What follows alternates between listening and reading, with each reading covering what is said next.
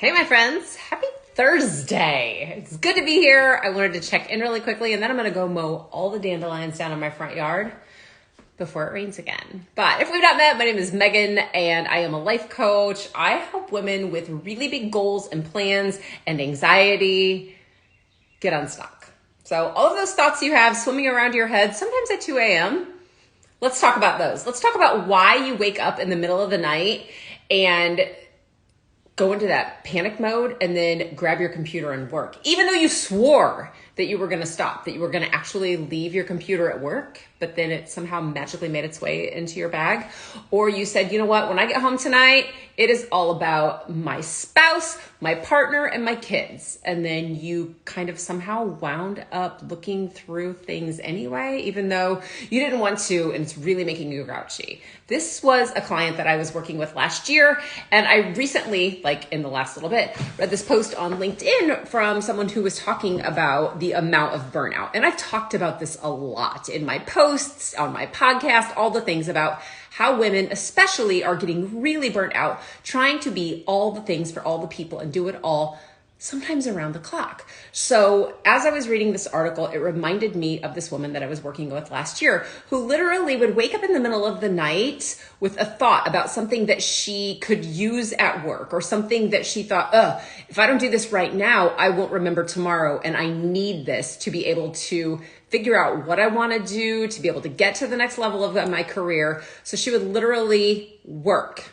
if she woke up at 2 o'clock in the morning. So of course, when her alarm went off just a few hours later, she was exhausted and she was grouchy and she was really resentful of her job. But the thing was that she was a genius. She was really, really brilliant at her job. I mean, creative and an amazing communicator, a strategist like you wouldn't believe. She was the one that was like, no, let me tell you how the systems need to work. She's putting systems into place. And so all of this thought about, I'm going to mess this up. I can't get to this next level, because she was very focused on moving up in the company that she was with, and all of these thoughts about what she needed to do so that she wasn't letting her team down, so that she had what she needed to get to the next level. But in the meantime, she's too tired to play with her kid. And she's not really sure at this point, by the time I'm talking to her, if this is even what she wants to do at all. She's like, maybe this isn't what I even want to do. She'd moved from one corporation to the next, thinking that this was great. And she's like, I don't know. I'm a people person. Everything feels like it's out of place. And honestly, I think I hate my job right now. I want to quit. So we went from so when I start coaching someone, we always start with talking about, what do you want? What are your goals? Why do you want them? Coaching is very goal oriented. So I'm talking with her about what she wanted.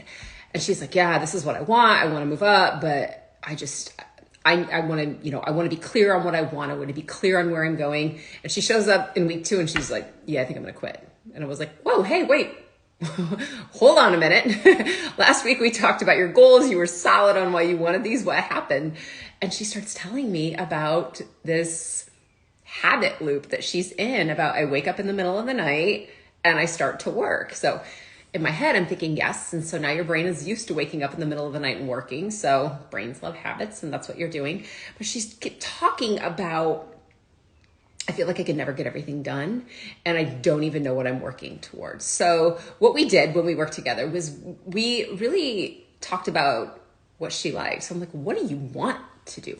If you could do anything, if money wasn't an issue, this is such a coachy question, isn't it? If money wasn't an issue, what would you do for free? That's a hard question to answer, because I don't know. I can't think that far ahead sometimes. But I'm like, seriously, if you had a day to do whatever you wanted to do, what would you do? So she starts I'm like, what did you do when you were a kid? What did you like to do when you were little? And she's like, oh, I played soccer. And I'm like, okay, that's amazing. Do you ever just go out and kick a soccer ball? And she was like, no, I haven't done that in years. And I'm, why not? I don't have time. I got to work 24 hours a day, 7 days a week, even though she had put down the stipulation ahead of time that she knew she didn't have time to take on anything else. But in order to keep going, she thought she had to take on more things. So she did.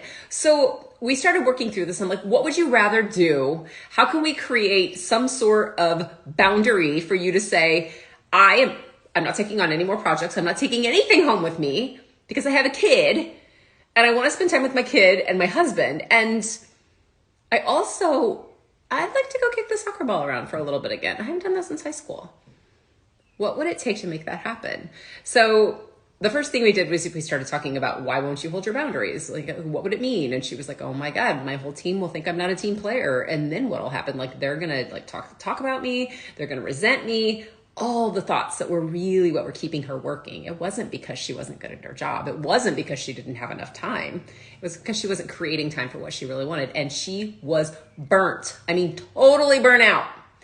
And she actually had the luxury of taking a step back and taking FMLA, which is where this whole thought process started for me. Was she ended up being able to take FMLA to work on herself, which is such a gift. So one of the things I want you to do, if you are noticing this feels like you, where you're like, yeah, I can't stop and I don't want to do this anymore. Like, I hate it, but I have to have a job. I can't quit my job. Check with HR and ask if you have a way that you can take a step back to work on your mental health, because burnout is a mental health issue, 100%. And ask your HR department if they will help pay for coaching, because this happens a lot.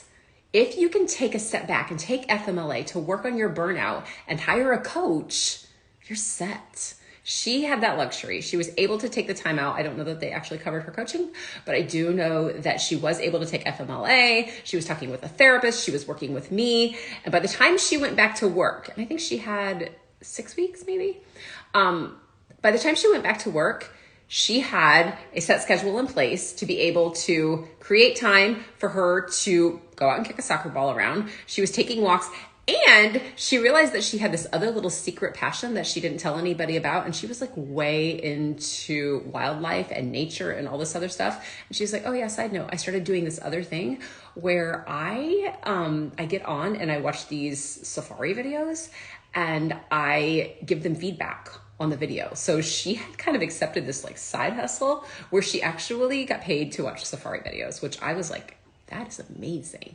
And she loved it. She's like, I can listen to them and watch them when I walk.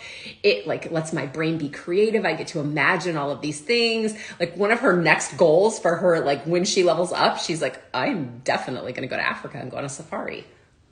This is how this stuff explodes. So we worked on the burnout. We worked on the overwhelm. We worked on the things that she was telling herself, like, they're not going to respect me. They're going to think that I'm not a team player. All the thoughts that she had that were making her stay stuck. We knocked those out of the park. We learned how to feel the anxiety in her body and to know that that was her alarm to put the brakes on. Like, that's just an alarm. It doesn't mean that you have to do more. We're going to stop listening to that. We're going to say, oh, wait, that means it's time to kick the soccer ball around, or that's time to watch the safari video. And we created space for her in her schedule to do that.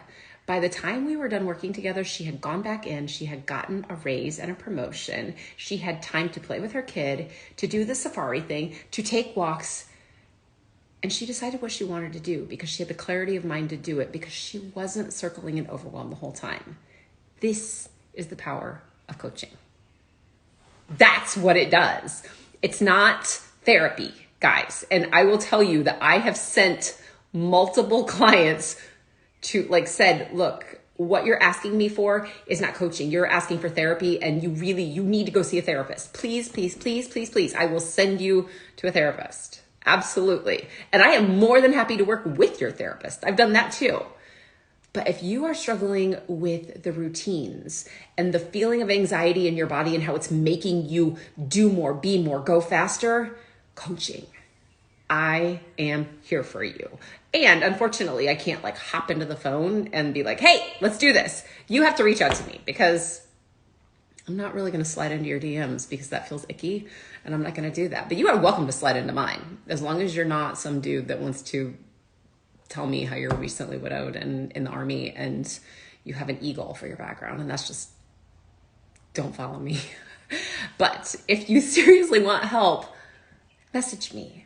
Let's talk about what you need, what you want to feel really good, to be solid in your career, to still be able to go for that level, but to have time for your life, because your career and your job is not your life. It is not your life.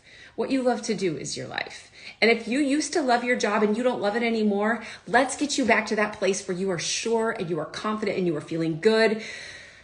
Your body feels calm. You don't want to cry and throw up. You don't wish for the stomach flu in the middle of the night so you could at least stay home and puke in the toilet all day. If you are at that level, and my friends, I have been there before. If you are at the level where you wish you could be sick instead of go to work, you are way past time. You should have messaged me like before you had that thought. And I know hindsight, right? So my DMs are open and I can help you get this because I have done this with multiple people. I'm going to get you back to feeling clear about what you want, to being confident in yourself, to noticing anxiety in your body without trying to shove it away or work it away. And then it goes away on its own. All right. I hope this was super helpful for you. And I cannot wait to talk with you. Let's get started. I can talk with you tomorrow morning. I can talk with you next week. Hopefully, maybe. Next week's kind of crazy. Message me. We will find time next week for me to talk to you about coaching. All right. Take care. Have a great Thursday. Friday is tomorrow. And I will talk to you very, very soon. See ya.